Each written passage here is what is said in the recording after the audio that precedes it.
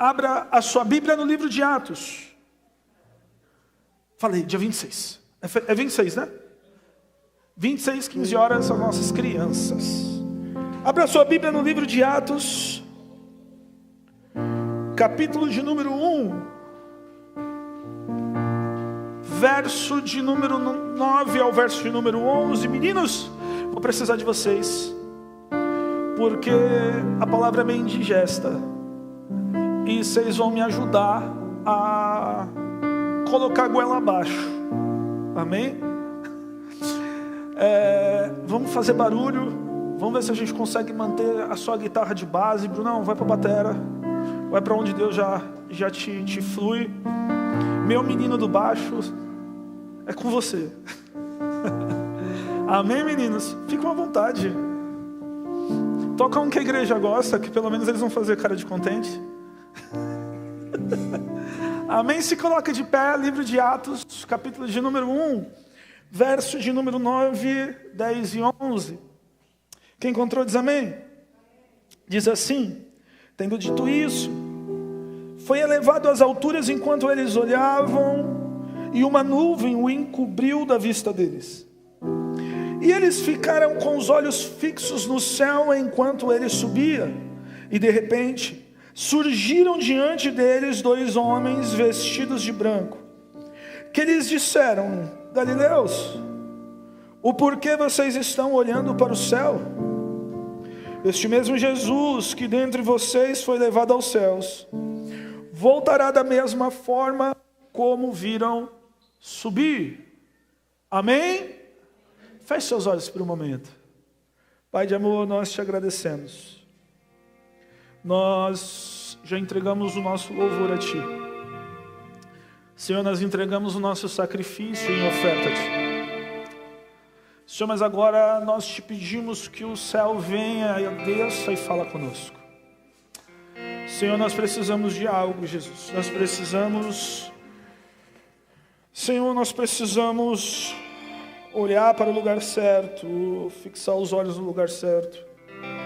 Senhor, nós precisamos estar esperando o que é certo. É o que eu te peço, Pai, no nome de Jesus. E quem crê diz: amém. Se sente glorificando o Senhor?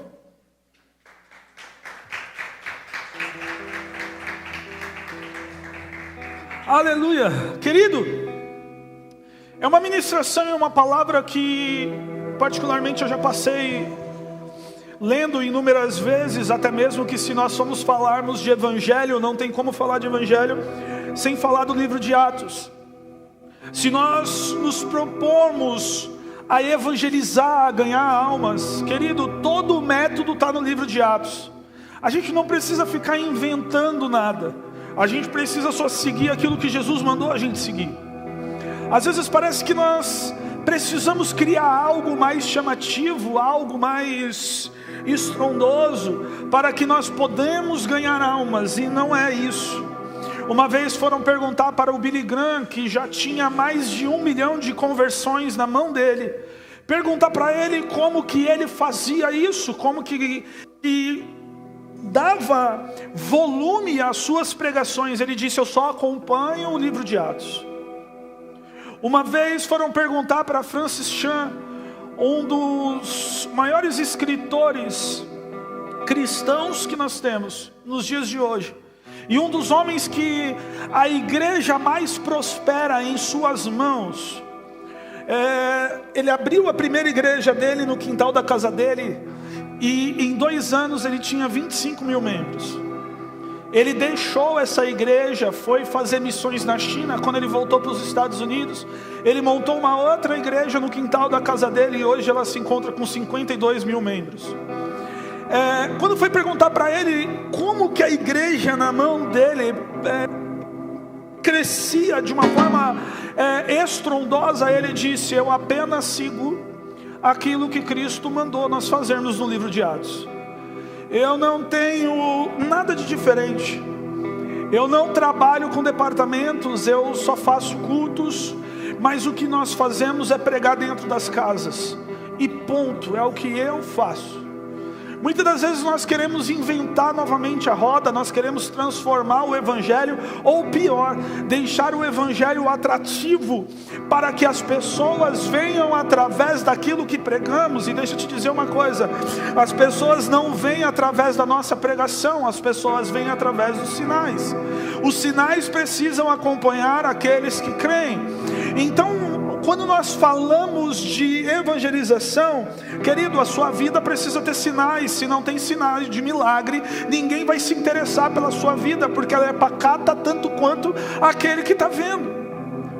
Quando nós entramos no livro de Atos, capítulo de número 1, nós vamos ver algo fantástico. Por quê? Porque Jesus havia morrido, Jesus havia ressuscitado, Jesus havia pregado 40 dias para os discípulos, apenas sobre um tema. Qual era o tema? O reino dos céus. Jesus ficou 40 dias pregando, seguidos, sem interrupção, falando sobre o reino dos céus e mostrando para eles que existia algo a mais do que o que eles estavam vendo e vivendo fisicamente. Após isso, a Bíblia vai dizer que Jesus torna para fora da sinagoga, e naquele momento Jesus começa a caminhar rumo ao céu. Literalmente, ele começa a subir. Naquele momento as nuvens começaram a tampar Jesus, Jesus já não era visto, mas a Bíblia vai dizer que os discípulos ainda estavam olhando para cima. E deixa eu te falar uma coisa, Deus não tem negócio para quem fica perdendo tempo olhando para cima. Aqueles discípulos eram os mesmos que tinham ouvido Jesus pregar 3 anos e meio. Era o mesmo que tinha ouvido Jesus 3 anos e meio falar que ele iria morrer, que ele iria sair desse mundo. Era o mesmo que eles ouviram Jesus pregar e falar que iria ressuscitar, e após a sua ressurreição ele iria voltar para o Pai. Mas a igreja precisava continuar até a sua volta. Querido, as pregações de Jesus não são complicadas, ou talvez até são, mas para se cumprir a palavra que está escrita em Isaías, ele pregava em parábolas para aqueles que estavam vendo não conseguissem enxergar, e aqueles que estavam ouvindo não conseguissem ouvir, porque o ministério de Jesus não era montar uma igreja, não era fazer o ID na nossa parte. Jesus não estava na terra com o propósito de ganhar almas, de ganhar pessoas adébitas ao seu entendimento. Muito pelo contrário, Jesus não veio para isso. Jesus veio para morrer, ressuscitar e ir para o céu. Ele veio para preparar o caminho para a igreja e não para montar uma igreja. Jesus não ficou pregando conversão. Jesus mostrou na terra qual era o poder de Deus. Ele mostrou os sinais que deveriam nos acompanhar. Ele mostrou com as suas ações aquilo que nós deveríamos viver. A pregação de Jesus tinha apenas um objetivo, e ele veio pregar uma única coisa. Em tudo que Jesus falou, o tema central era o primeiro mandamento. Olha para o irmão que está do seu lado, pergunta para ele: irmão, qual que é o primeiro mandamento?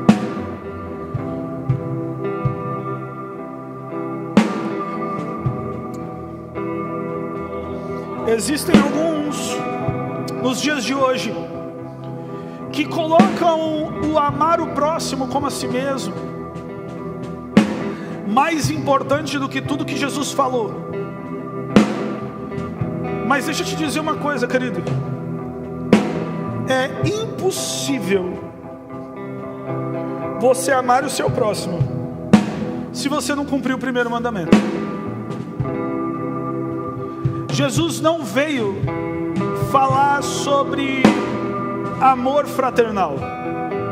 Muito pelo contrário, quando Jesus foi indagado sobre isso, ele disse: eu não vim trazer paz, eu vim trazer guerra.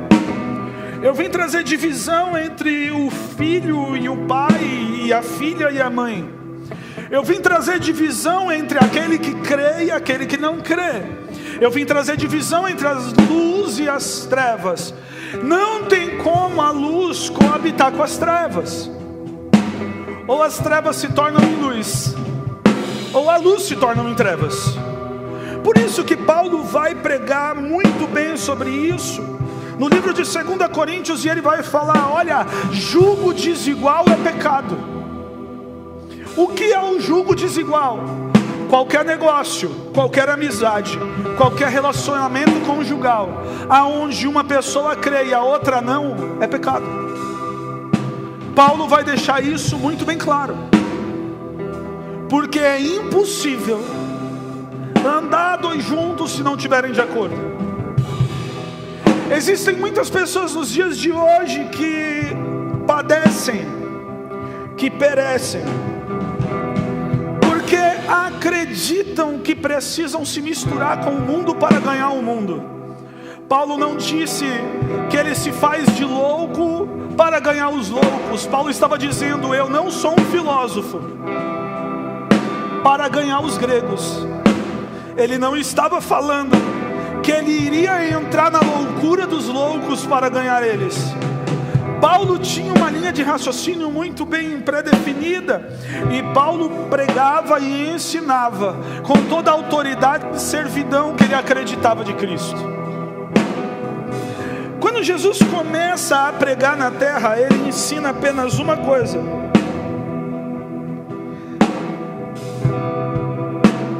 em que tudo o que nós vamos fazer, existe apenas uma coisa que é importante: amar a Deus sobre tudo. Parece fácil de entendimento, mas a igreja parou de fazer isso. Quer ver uma coisa? Os discípulos ouviram ele pregar, viram ele ressuscitar, ouviram ele pregar novamente, sabiam que ficar olhando para o céu não era sinônimo de espera da sua volta. Sabia que ficar olhando para o céu não significaria nada, mas mesmo assim Jesus subiu e eles ficaram olhando para o nada. Mas eles ouviram, eles aprenderam, eles caminharam, mas eles estavam olhando para o nada. E deixa eu te falar uma coisa, querido: a igreja não está chegando a lugar nenhum porque não está olhando nada. Não tem alvo, não tem meta, não tem objetivo. Na verdade, existe um monte de heresia pregada em nome de Deus dentro das nossas igrejas. Existe um monte de falso evangelho sendo pregado, implantado, cultivado, achando que estão certos, mas estão apenas vendo Jesus subir e olhando para o nada. Deixa eu te dizer uma coisa, querido: Deus, quando dá uma ordem, Ele não espera você para fazer. Ele já deu. Não adianta você achar que eu vou esperar confirmação, eu vou esperar isso, eu vou esperar aquilo. Não, se Deus falou, está falado. Ele está esperando você se mexer. Olha para o irmão que está do seu lado, fala para ele, fala: meu irmão, você vai ficar quanto tempo olhando para cima, achando que assim Jesus vai vir te buscar?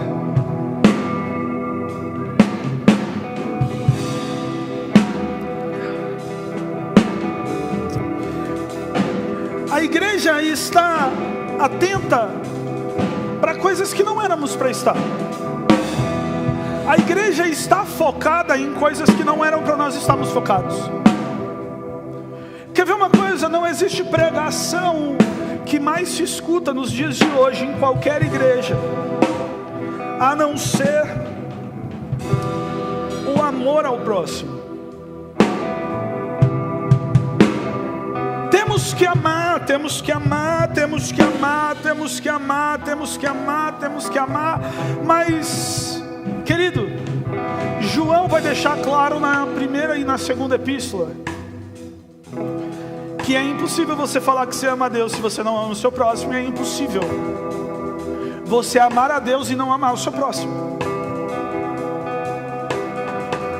Todo o evangelho não gira na história confortável, afagada e herege de que a igreja está sem amor. O amor de muitos se esfriariam. Querido, Mateus capítulo de número 24, Jesus começa a falar sobre os finais dos tempos. E ele começa a dizer, olha, vai ter guerra, vai ter rumor de guerra, vai ter peste, vai ter doença, querido, vai ter fome. E o amor ainda de alguns irá se esfriar. Mas Jesus não está falando da igreja. Jesus está falando de fora. Essa desculpa que a igreja pegou dizendo o amor está se esfriando é uma desculpa herege e maldita, porque está acarretando um jugo sobre a igreja de condenação, está acarretando uma oportunidade de um irmão falar de outro e fazer a maior fofoca, e fofoca dentro da Bíblia Deus vai equiparar a feitiçaria, porque destrói tanto quanto, porque nós queremos olhar e medir com a nossa régua o amor que o irmão tem para conosco ou para com o outro. Querido, deixa eu te dizer uma coisa. Jesus resumiu tudo em 2 mandamentos: amar a Deus acima de todas as coisas e o próximo como a ti mesmo. Mas deixa eu te dizer uma coisa: se você não cumpre o primeiro, você pode fazer o segundo que for. E talvez seja melhor você sair do cristianismo e ir até para o espiritismo, que acredita muito mais em obra do que o cristianismo. Porque você está esperando da igreja de Cristo aquilo que o mundo faz. Deixa eu dizer uma coisa, querido: o tráfico faz obras como ninguém. Dia das crianças, eles param rua, dão presente e servem comida. Se você está esperando isso da igreja, pode se envolver no tráfico, porque pelo menos você vai para o inferno ciente que você está indo para o inferno. Porque nós estamos esperando obras da igreja que não são da igreja.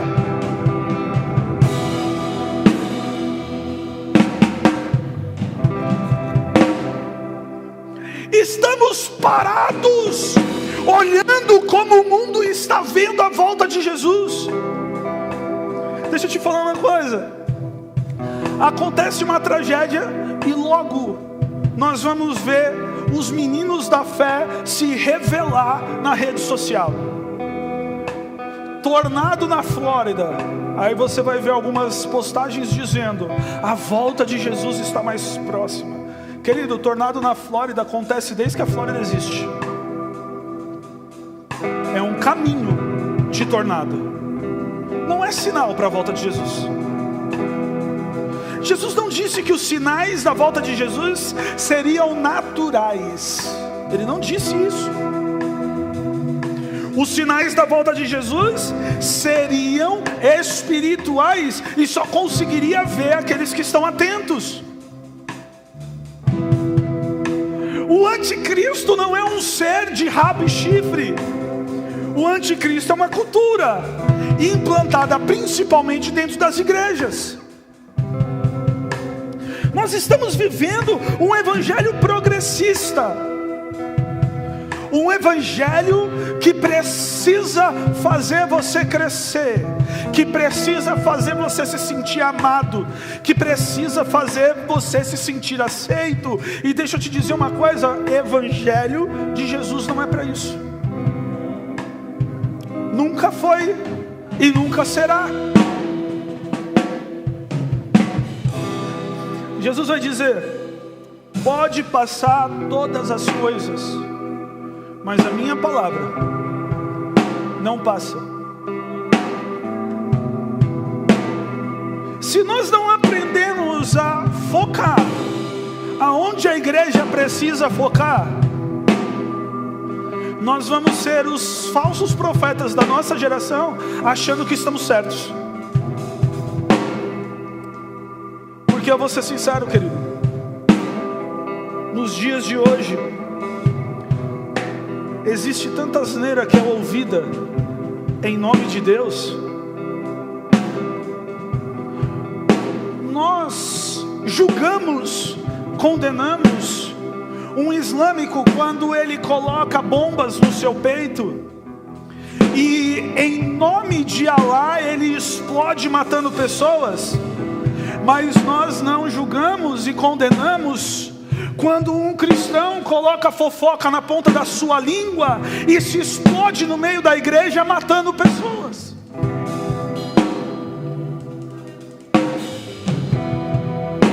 Querido, não há tempo de ficar olhando para o céu esperando Jesus voltar.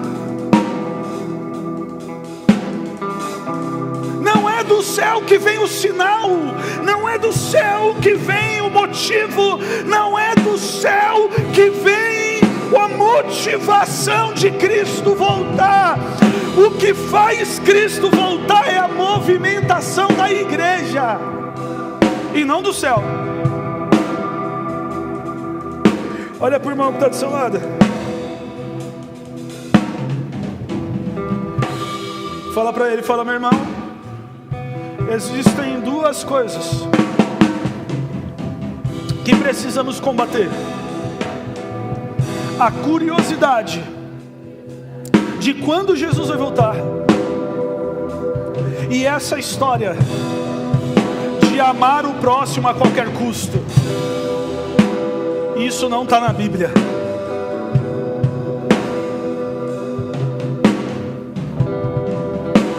Querido, deixa eu dizer uma coisa: eu não estou pregando contra o amor ao próximo, e nós vamos chegar nisso. Eu amo vocês em Cristo Jesus, todos, independente do que vocês fizerem contra mim, eu vou amar vocês da mesma forma. Mas eu não vou caminhar com quem não está caminhando junto comigo no mesmo propósito. Eu tenho esse direito. Segunda lição que nós precisamos entender: a Bíblia não manda você não julgar. Jesus não condena aqueles que julgam. Ele alerta: aquele que julga será julgado. Ele não diz você não pode julgar. Ele diz: se da mesma medida que você julga, você será julgado. Porque até mesmo Jesus dá um exemplo de organização de igreja maior do que o que nós temos. Porque ele diz o seguinte, Mateus capítulo de número 6: se você vê o seu irmão errar, vai lá e corrija ele.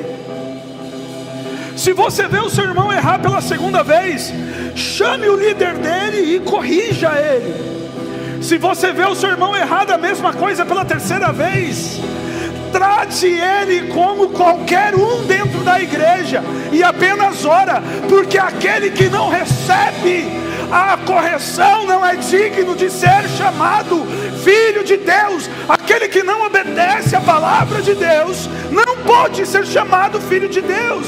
Isso é Bíblia, não é opinião.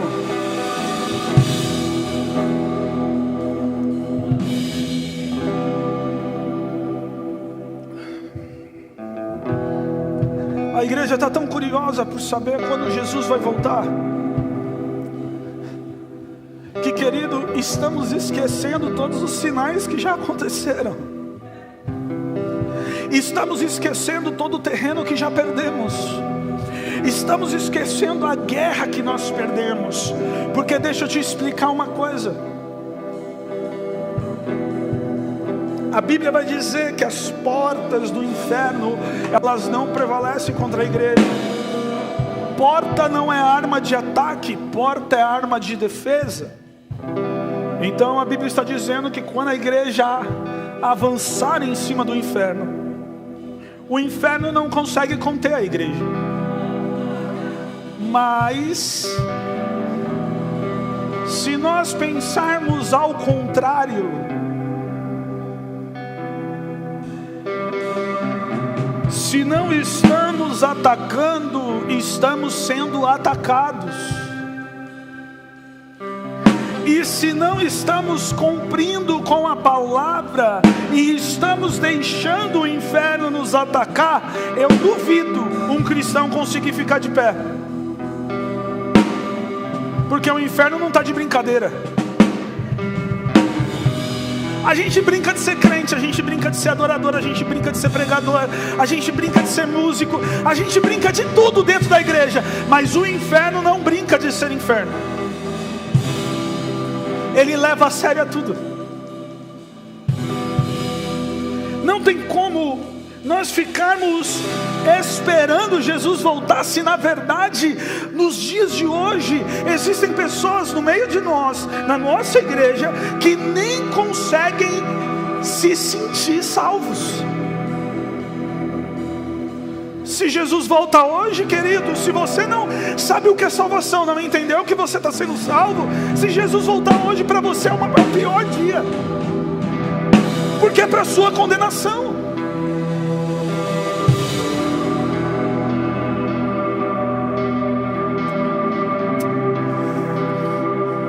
A igreja precisa tirar esse paradigma, porque estamos querendo muito um dos outros, mas estamos fazendo pouco, muito pouco. Quando nós olhamos para os mandamentos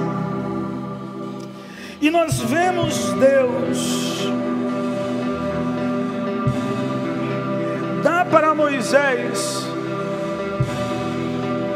antes de qualquer regra, antes dos outros, ele diz: ama o teu Deus acima de todas as coisas. Esse é o primeiro. E aí eu te pergunto, querido, será que você ama Deus acima de tudo? Parece que o nosso amor tem oscilado de acordo às situações que nós passamos. Se eu estou na bonança, eu esqueço Jesus. Se eu estou na prova, aí eu amo Ele. Jejum, então, é se a porta se fechar, porque se ela estiver aberta, para que isso serve? Culto é quando sobra tempo, não é agenda. Sobrou um tempinho, eu vou para a igreja. Não sobrou, tudo bem, semana que vem tem outro. Trabalho na igreja virou voluntário. Eu faço quando eu quero e eu faço o que eu quero. O que eu gosto de fazer eu faço. O que tem que ser feito eu não faço porque eu não gosto. Quando eu passo um dia corrido, eu cumpro com todos os meus compromissos. Mas quando é para a casa do Senhor, eu faço o que me sobrou de tempo. Aí nós cantamos louvores e tem muitos hinos lindos falando sobre o mesmo assunto que nós amamos. Tem um hino que foi lançado há poucos dias do Drops, que vai falar é Ele, por Ele, que eu abro mão das minhas coisas e perco elas, sorrindo e amando. Mas você não perde 10 minutos do seu tempo? Será que da sua boca não está louvando o pai da mentira, a não ser Cristo? Porque quando mentimos no nosso louvor, nós louvamos o pai da mentira. E a Bíblia vai dizer, e Jesus denomina Satanás como o pai dela. Se abrimos a boca só porque o hino é bonito, se falamos só porque o hino é legal, querido, deixa eu te dizer uma coisa, a igreja precisa começar a ter consciência daquilo que está se autocondenando. Porque pregar e não viver, é melhor não pregar. E quando nós falamos de pregação, nós não estamos falando de quem faz o esboço e está aqui falando, porque pregação é vida.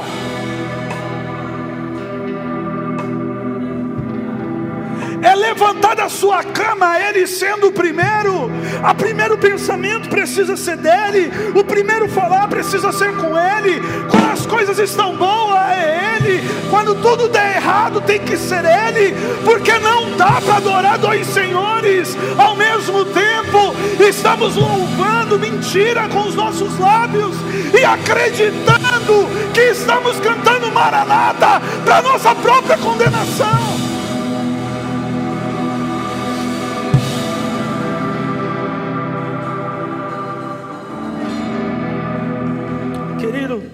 Existem muitas pessoas que fazem melhor do que eu, melhor do que você. O Senhor não nos chamou por capacidade. E tola é a ideia de Albert Einstein, porque alguns vão falar que a frase dele está na Bíblia, mas não está. Que Deus escolhe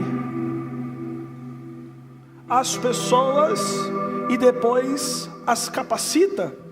Isso é Albert Einstein, isso não é Bíblia. Querido, nós fomos formados de um Deus Criador, que soprou a sua criação dentro de nós. Todos aqui já é dotado de capacidade. Só que toda a capacidade, ela se aflora com treino, com empenho e com investimento. Se você não investe, não se empenha e não treina, nenhuma capacidade em si vai ser aflorada. Porque deixa eu te dizer uma coisa, quando a Bíblia fala de dom, dom não é cantar, dom não é tocar, dom não é, não, isso não é dom. Essas capacidades já estão dentro de nós, mas nós precisamos investir, se empenhar. Aí tem alguns que fazem meia boca, porque é o seu melhor. E deixa eu te dizer uma coisa, a sua adoração não é medida com a sua régua, a sua adoração é medida com a régua do céu. E no céu existem anjos afinados, cantando 24 horas, santo, santo, santo. É essa régua que nos mede aqui embaixo. Ah, mas eu só sei dar 2 notas, tá bom, eu estou fazendo o meu melhor. Não, querido, precisa investir tempo, precisa investir dinheiro, precisa se dedicar. Ei, querido, se é para amar a Deus acima de todas as coisas, você precisa fazer o melhor para Ele, entregar o melhor para Ele, se doar o melhor para Ele. Aí eu te pergunto, por que fazer igreja está se tornando cada vez mais cansativo? Porque fazer para Deus sem Deus cansa.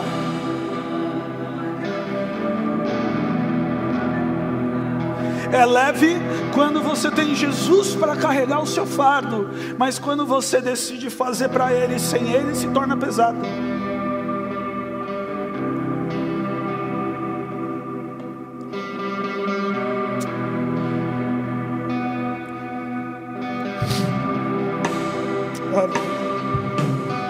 Querido, confesso que eu estou mastigando essa palavra já faz umas 2 semanas. E quando eu estava aqui no ensaio na quinta-feira, Deus confirmou o que eu iria pregar.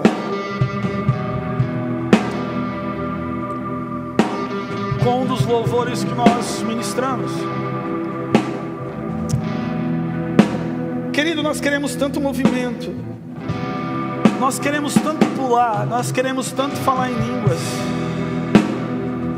mas não muda nada. A mesma boca que fala em língua fala palavrão lá fora. O mesmo ser que pula aqui louvando desce até o chão no funk. Que história é essa? Que cristãos somos nós? Que momento é esse que a igreja está vivendo?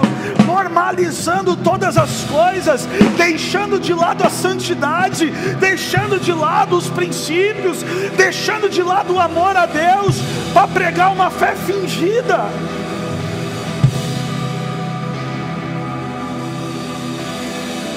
Nós não podemos viver assim.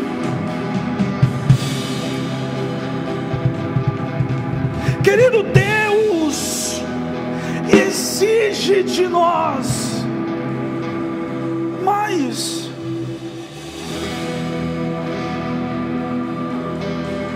Ele não poupa esforços para entregar o seu único filho. E por que nós poupamos esforços quando é para entregar qualquer coisa para Ele?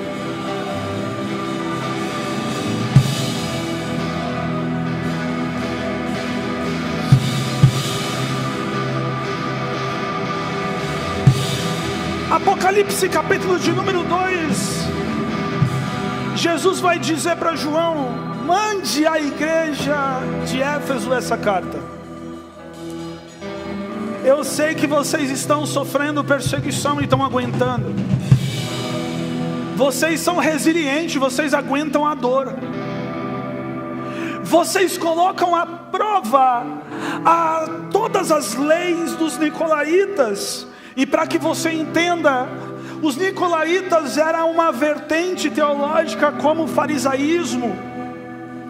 Era uma vertente que queria colocar na igreja todas as leis judaicas dentro do cristianismo. E a igreja de Éfeso, ela conseguia suportar essa pressão.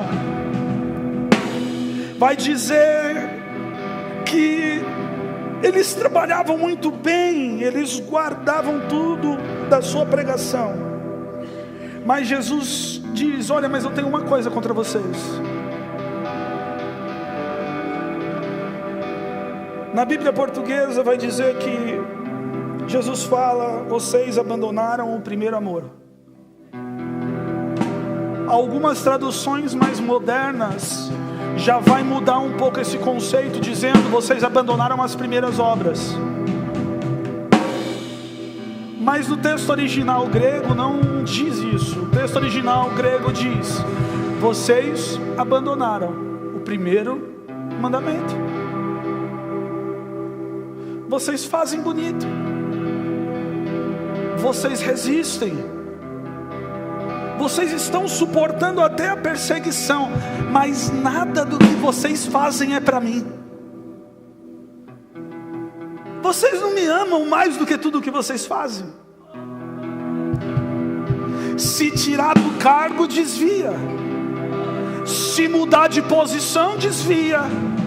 Se não dá oi, desvia.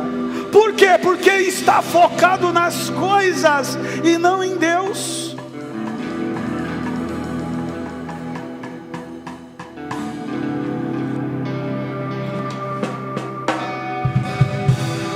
Uma das maiores lições que eu tomei na minha vida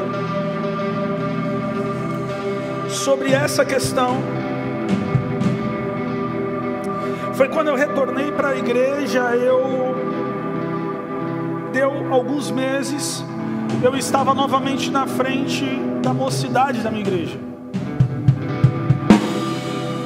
E eu tinha visto muitos jovens desde o começo, né? Hoje a gente tem o prazer de congregar com o Rafa da Giovana.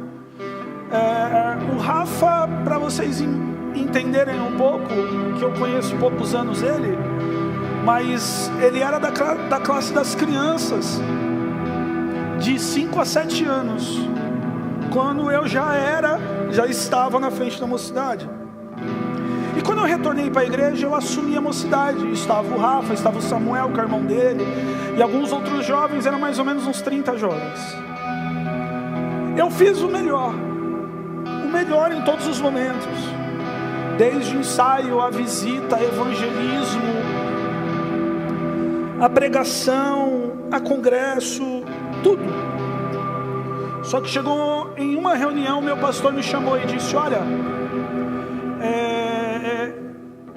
o trabalho da mocidade não está sendo levado para onde a gente quer, então eu estou te tirando da frente da mocidade.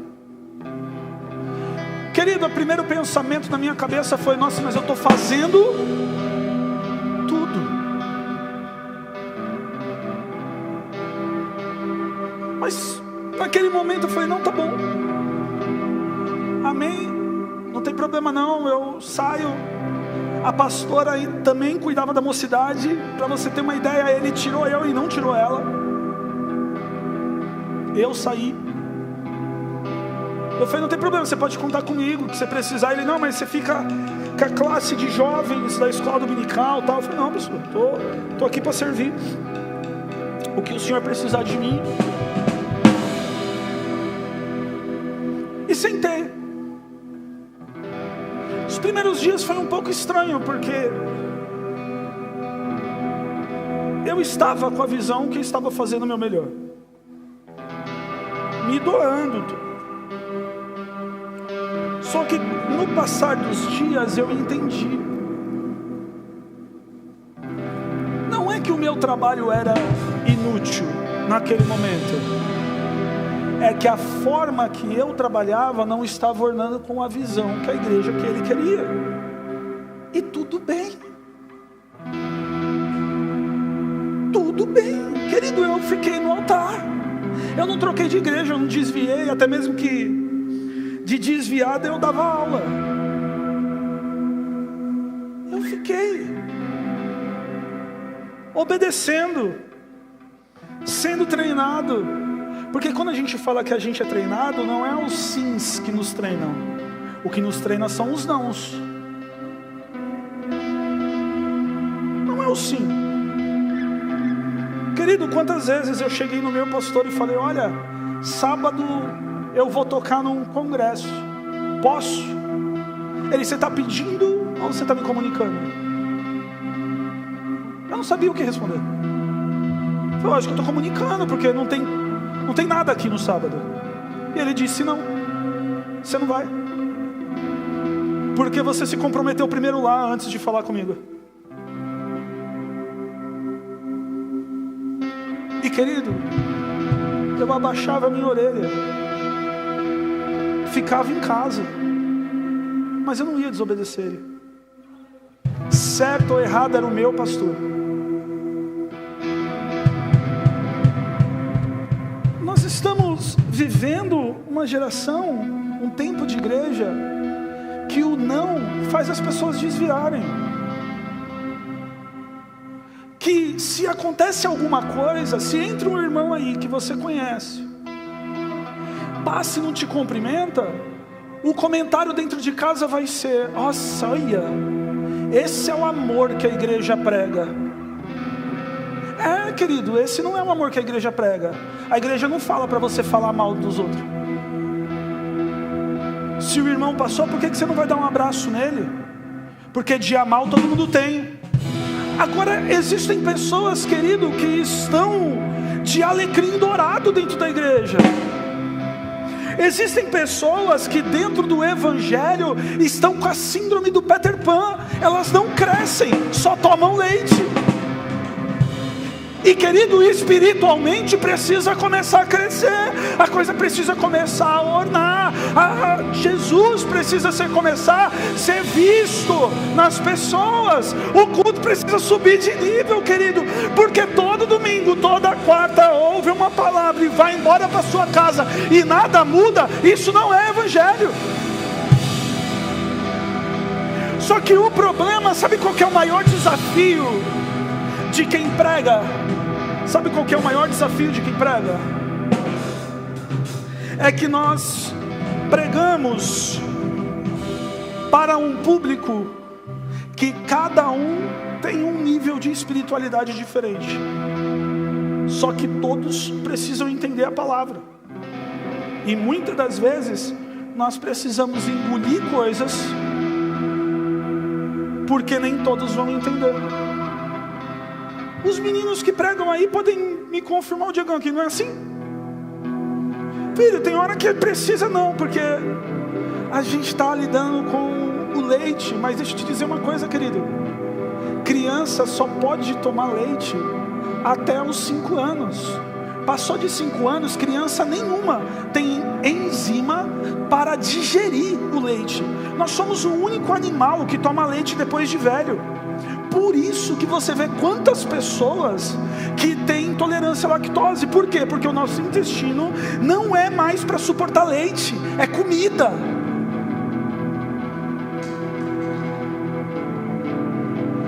Ah, mas eu estou fazendo bonitinho. Ah, mas eu estou indo. Ah, mas querido, o que adianta você vir e não estar aqui? O que adianta vir ensaio, vir nisso, vir aquilo, mas só para o que você quer? Se eu colocar você para lavar o banheiro, como que vai ser?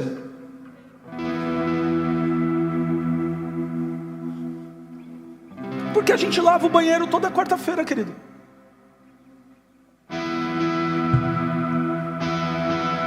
E aos mesmos 3, 4. Eu nunca vi um jovem dessa igreja descer para lavar um banheiro.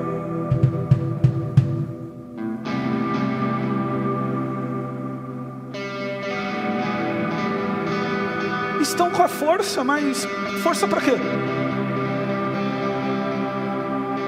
Estão com a força para ficar no celular durante a madrugada. Estão com a força para ficar se importando com o que não é para se importar. Estão com a força para ficar com o joguinho. Que força é essa? Que igreja é essa que nós estamos fazendo? Jesus continua e ele chega numa igreja que parece que é um pouquinho mais embaixo a história com ela, porque ele chega na igreja de Laodiceia.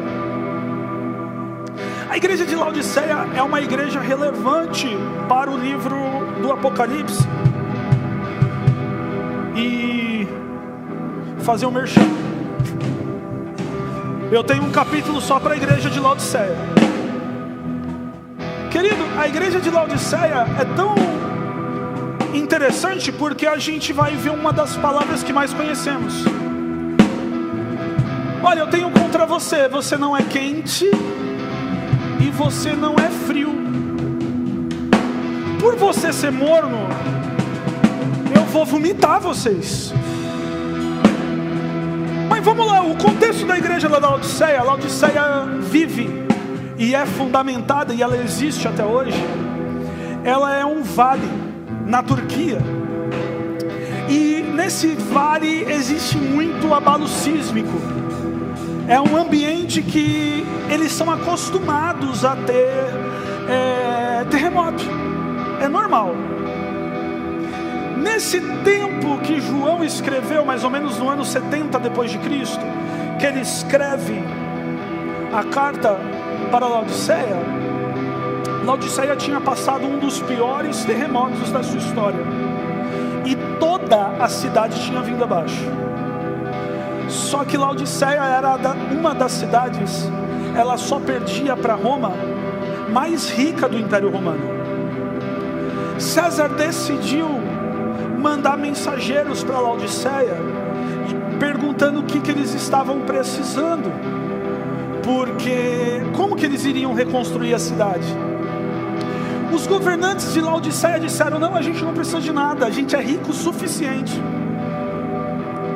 A única coisa que a gente vai pedir para você é que durante esse ano de reconstrução nós não viemos pagar os impostos, mas de resto a gente vai levantar tudo. Aí Jesus manda uma carta para a igreja de Laodiceia dizendo: olha, eu sei que vocês não precisam de nada, vocês são abastardos, mas faz o seguinte, pega o dinheiro de vocês e compra roupas limpas, porque vocês estão todos sujos. E eu tenho uma coisa contra vocês: vocês acham que vocês são bons demais, vocês estão lá fervendo na fé, mas eu vou dizer, vocês são mornos. E água morna não serve para nada, você já percebeu? Água morna não cozinha, água morna você não consegue beber. Aí Jesus disse: se vocês não mudarem esse quadro, eu vou vomitar vocês. Querido, quando nós falamos de amar a Deus acima de todas as coisas, não é no sentido figurado, é no sentido literal. Você precisa amar mais o Senhor do que a si mesmo. Você precisa amar mais o Senhor do que aquilo que você tem. Você precisa amar mais o Senhor do que as suas conquistas. Você precisa amar mais o Senhor do que os seus filhos. Você precisa amar mais o Senhor do que o seu marido, do que a sua esposa. Você precisa amar mais o Senhor do que a igreja. Você precisa amar mais o Senhor. Nós viemos muito tempo com a ideia pentecostal da pirâmide. Primeiro o Senhor, depois família, terceiro igreja. Isso é mentira, gente, pelo amor de Deus.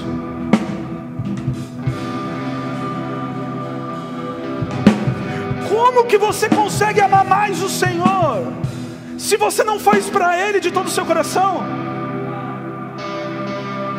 Como você consegue amar mais o Senhor se você não consegue entregar o seu melhor? Você entrega o seu melhor no trabalho, você entrega o seu melhor na sua família, mas quando chega para Deus é de qualquer jeito. Para de fazer. Para. Porque é melhor, querido.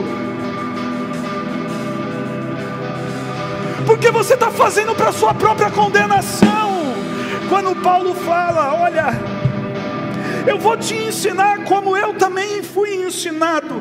Na noite que o Senhor Jesus tomou o pão, Ele deu graças, o partiu: tomai e comei, esse é o meu corpo que é partido por vós, fazei isso em memória de mim. E semelhantemente Ele fez isso com o cálice: tomai, porque esse é o cálice do Novo Testamento, que você faz em memória de mim.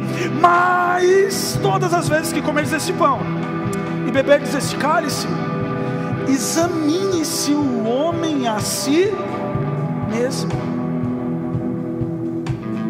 Paulo estava falando de pecado? Não, porque se formos pegar sobre pecado, a única coisa ali notória que a igreja de Coríntios fazia era uma divisão entre os mais ricos e os mais pobres. Os mais ricos comiam de manhã, ceiavam de manhã, e os mais pobres ceiavam à noite. Por isso que ele vai falar: quando for cear, espera um pelos outros. A comunidade precisa estar junta. Mas ele não está falando de pecado. Ele está dizendo que fazer parte do corpo e do sangue é entrar, é estar dentro de Jesus, é fazer parte dele. E para isso precisa se examinar, porque senão você vai continuar fazendo as coisas sem o seu coração nelas, e você será culpado pelo sangue e pelo corpo de Cristo, porque Cristo não se entregou pela metade, Cristo se entregou por inteiro, até a última gota de sangue dele foi vertido na cruz do Calvário, ao ponto de quando furaram ele só tinha água. Por quê? Porque o coração não tinha mais o que bombear.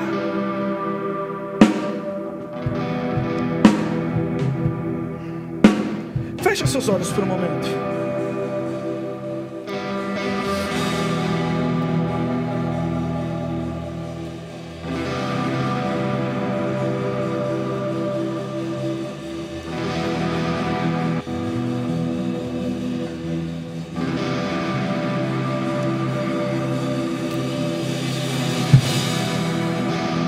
Querido, eu não quero que você saia daqui com raiva de mim. Eu não quero que você saia daqui achando que eu estou sabendo de alguma história, conversa. Até mesmo que eu não escuto conversa, porque quem escuta conversa é fofoqueiro e eu não sou.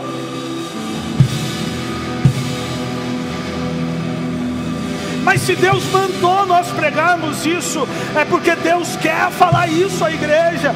E você, como igreja, precisa entender que é para nós que estamos aqui.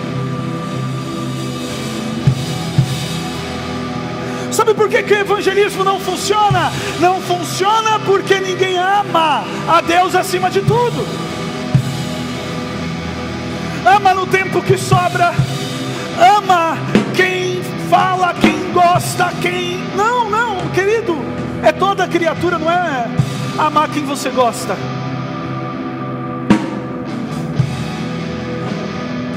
A igreja precisa se levantar como igreja, como verdadeiramente igreja.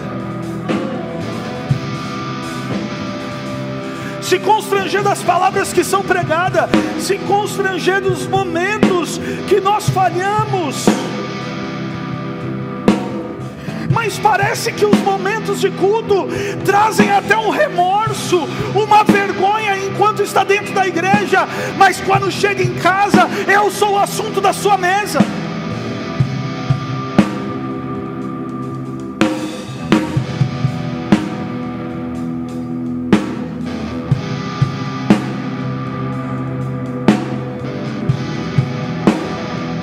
Querido, quando Jesus se põe em frente a uma mesa,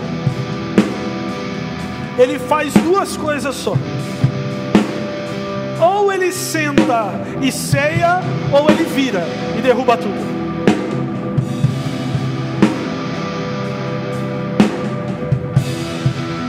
E existem momentos que Deus precisa vir virar nossas mesas, porque nós estamos nos achando muito bons dentro do evangelho que nós queremos viver.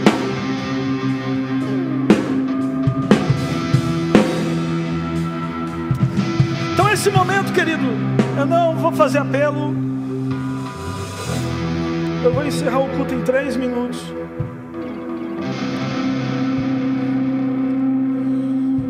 Mas você que realmente se constrangiu com tudo isso, entendeu a mensagem, sabe que você faz parte dela, como eu.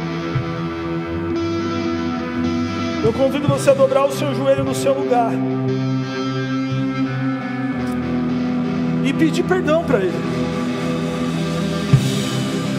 porque Ele espera de nós uma igreja.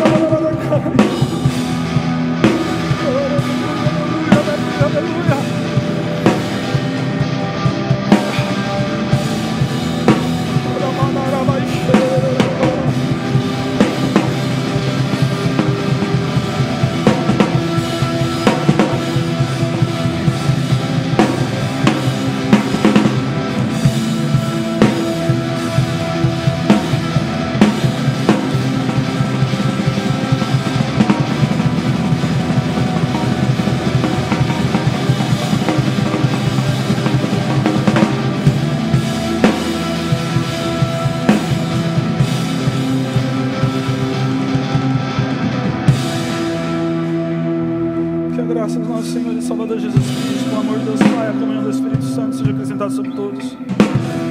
Pai, despede seu povo de regra seus lares, peço seus anos em ação, guardando o mal do pecado. Se Deus é por nós,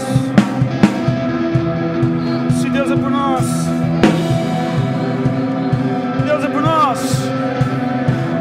Deus abençoe a todos, um bom início de semana.